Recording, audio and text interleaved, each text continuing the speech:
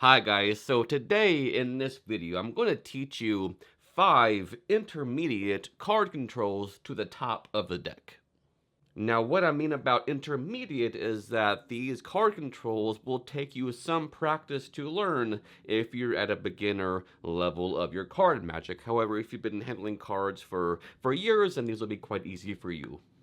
The cool thing about these controls is that they are very practical for real life situations. I perform all of these controls when I go out and perform and I work, so I hope you get some enjoyment and some value from these controls, and I'll just stop talking and I'll shut up right now.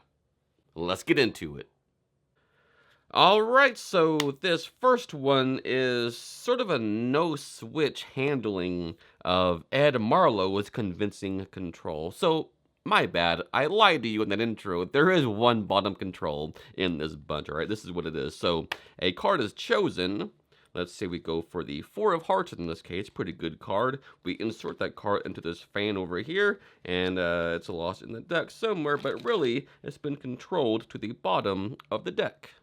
Okay, so for this one, you want to have a card touched in a spread like this, or just looked at like this, or turned over like this. It doesn't really matter how you get into this, but you want to have a card selected, and then you want to take the card. We'll just use the Jack of Diamonds in this case. Now notice what I'm doing here with this fan over here.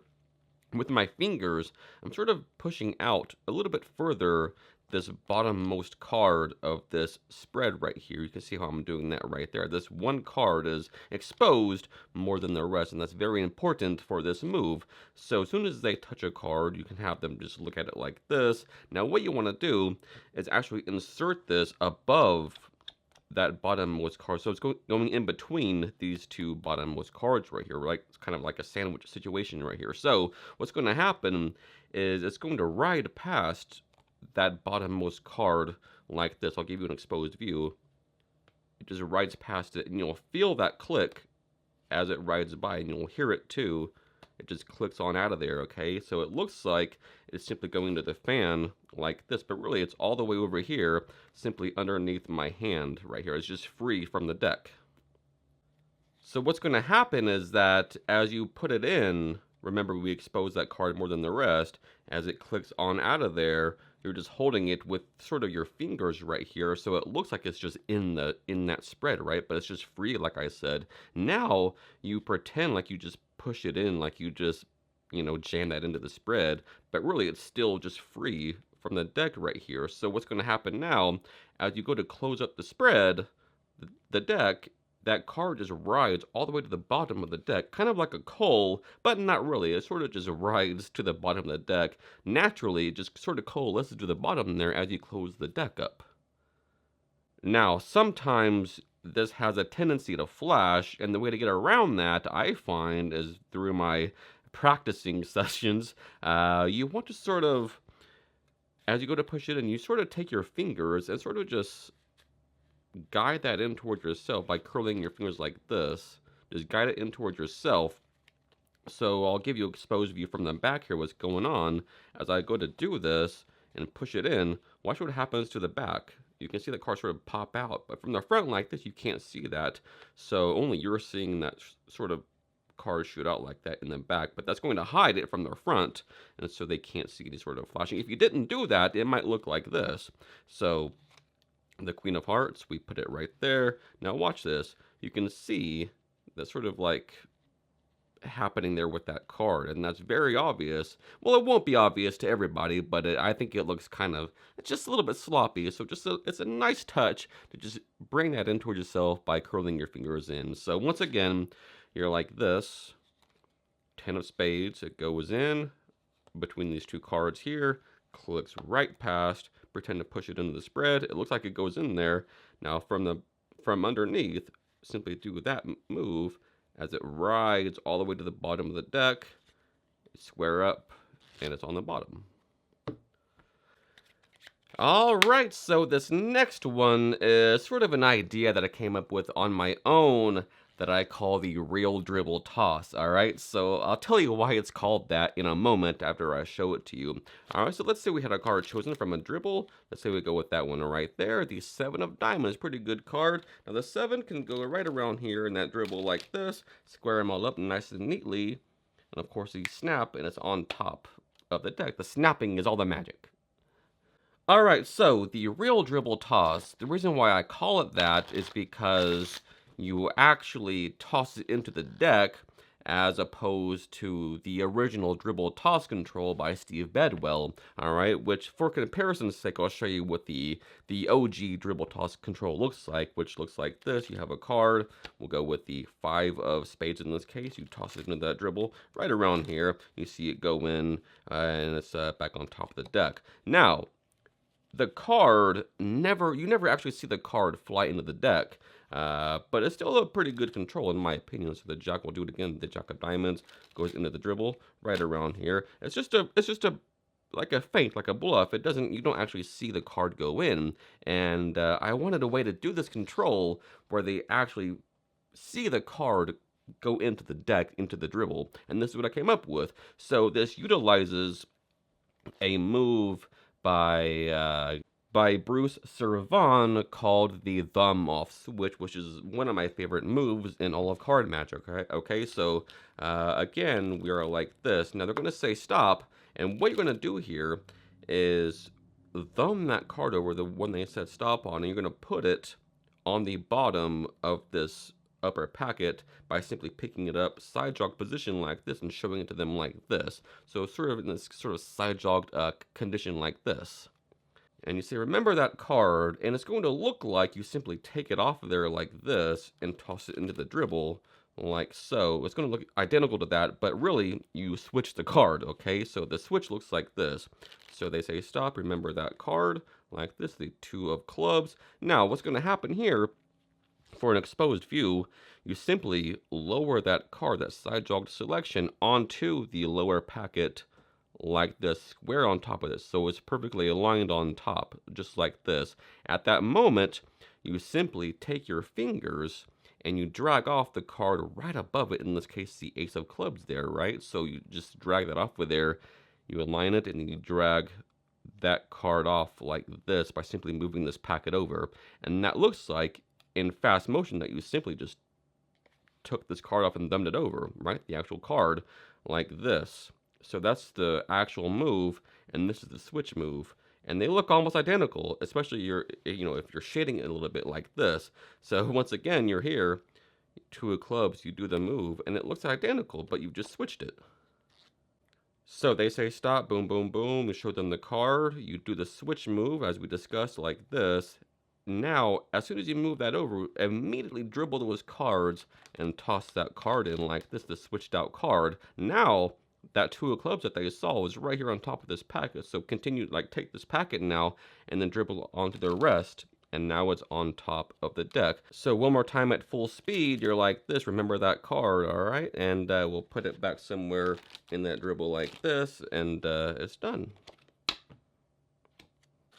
Alright, so this next one, my friends, is called the Shinobi Control, which looks like this. So we have a card chosen. Maybe we'll go for this one right here, the 4 of clubs, which goes around there in the middle of the deck, but a little riffle is back on top of the deck. Pretty good control. So here's what's happening here. This uses reverse spread technology. Let me explain this to you. You're going to spread the deck like this and have somebody just point to a card, and you're going to flip it over in a very specific way. So take it over here on the bottom of the spread and simply turn your hand palm down and just pin that card face up on that other packet like this, okay? So you're just turning a card over, but it has to be like this. So it's sort of like conditioning them for this move, all right? So you're like this. That's their card, turn palm down, and just place that card on top of the lower packet face up, just like this. Now, it's going to look like you're going to turn it back over in that same fashion and leave it in the middle, but what actually happens, of course, is that you control it to the top of the deck with a reverse spread, okay? So you're like this, and you show them the card, the Queen of Hearts. Now, as you go to turn palm down again and apparently turn it back over, that's what it's going to look like, right? That you just do this, but really, of course, it's a switch, right? So as you do this, remember that card. Now, as you turn it back over to, turn it back over, you simply do a reverse spread with these cards, and all that is when you're here, you simply just reverse the positions of your thumb and your fingers like this. So you're like this, turn the card over like this, as we talked about, the King of Diamonds. Now, as you go to turn these over, simply reverse spread these like this. So all you're doing here is just doing that, right? So the reason why you're doing that, guys, is because when you go to turn it back over, you're actually just going to put that card right on top of this deck, right on top of the deck. But it looks almost like it's just going back where it was, right? Because the reverse spread, if I did it the real way, it would look like this. So this and this almost look the same, right? I mean, to an audience, they're not going to know the difference anyway. So again, we're here. Now, as soon as you do the first reverse spread, you got to do it one more time. So you're here, reverse spread as you turn palm down, place it on top of the deck there, just pin it there with your thumb, okay? So that just being held there with your thumb at this point. So you're here, boom, held with your thumb. Now, as you go to turn back palm up, do a reverse spread again like this. And now that looks like, it's like a retention of vision, the card, right? But it's on top.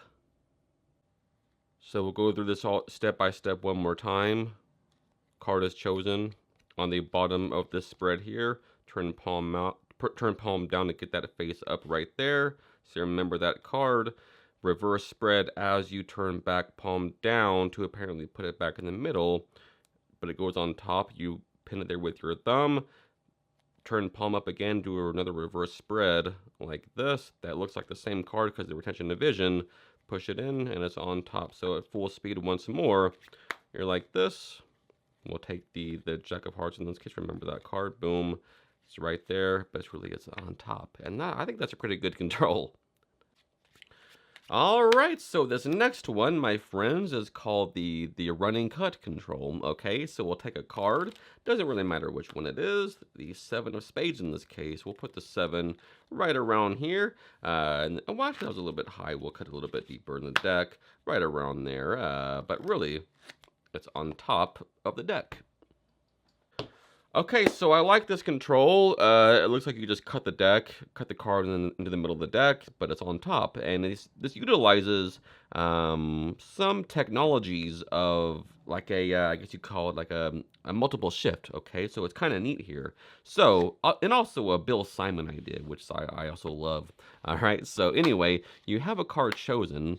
Let's say we go with the 4 diamonds in this case. Now it's going to look like you simply take a card and just push it in the middle of the deck like this. But what really happens is you have a side jog now. You have that side jog of that card you put in there. And this is how you do it. This is the Bill Simon control, which is so underused. And I think you'll really like this a lot. So watch what happens here.